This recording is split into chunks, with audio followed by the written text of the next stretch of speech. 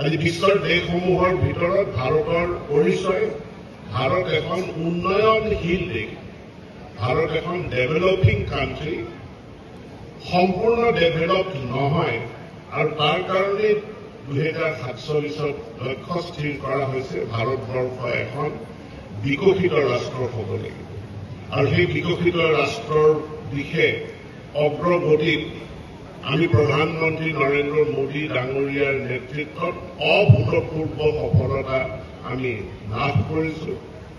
সি বিজ্ঞান হওক, প্ৰযুক্তি হওক, শিক্ষা হওক, প্ৰশাসনিক সংস্কাৰ হওক বা আন্তঃগাঁথনি হওক, এই সকলো ক্ষেত্ৰত আমি এক পৰিৱৰ্তন, এক ৰূপান্তৰ আজি আমি প্ৰত্যক্ষ কৰিছোঁ। এই যাত্ৰা আমাৰ অব্যাহত থাকিব।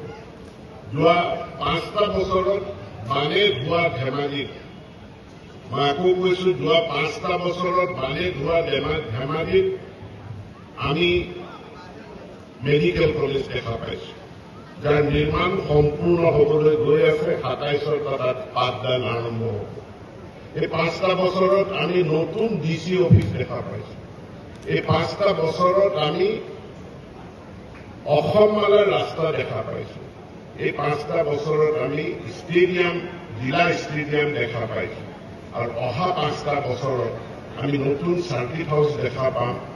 আৰু এই 5টা বছৰৰ কাৰণে এনেকুৱা পৰিকল্পনা কৰা হৈছিল, যোৱা 5টা বছৰত আমি আন্তঃগাঁথনিত ধেমাজি যিমান দূৰ আগুৱাই গৈছোঁ, তাতোতকৈও বেছি আমি আগুৱাই গৈ ধেমাজিৰ ইঞ্জিনিয়াৰিং কলেজখনক এটা বিশাল ইঞ্জিনিয়াৰিং কলেজলৈ ৰূপান্তৰিত কৰা, প্ৰত্যেকখন হায়াৰ ছেকেণ্ডেৰী স্কুলত তাত কলা, বিজ্ঞান, বাণিজ্য এই সকলোৰে শিক্ষাৰে তাক জিলিকাই তোলা, তাৰ কাৰণে নতুন আন্তঃগাঁথনি নিৰ্মাণ কৰাৰ পদক্ষেপ আমাৰ দেশৰ মুখ্যমন্ত্ৰী, অসমৰ মুখ্যমন্ত্ৰী ডক্টৰ হিমন্ত বিশ্ব শৰ্মাৰ অধীনত এক বিকশিত ভাৰতত বিকশিত অসম গঢ়া আৰু সেই বিকশিত অসমৰ ভিতৰত বিকশিত ধেমাজি গঢ়ি তোলাৰ কাৰণে আমি আগুৱাই লৈ গৈছোঁ। মাননীয় ৰাষ্ট্ৰপতি দ্ৰৌপদী মুৰ্মু ডাঙৰীয়ানী যোৱাকালি তেখেতে যেতিয়া দেশবাসীক উদ্দেশ্য কৰি ভাষণ দিছে, তাতো তেওঁ বিকশিত ভাৰতৰ কথা কৈছে, কিন্তু সবাতোকৈ গুৰুত্বপূৰ্ণ কথা যিটো কৈছে যে আমাৰ যিসকল যুৱ প্ৰজন্ম, যিসকল ছাত্ৰ ছাত্ৰী, তেওঁলোক দেশৰ ভৱিষ্যত নাগৰিকেই নহয়, তেওঁলোক ভৱিষ্যত ভাৰতৰ আৰ্কিটেক্ট, তেওঁলোক বিকশিত ভাৰত নিৰ্মাণৰ একোজন আৰ্কিটেক্ট।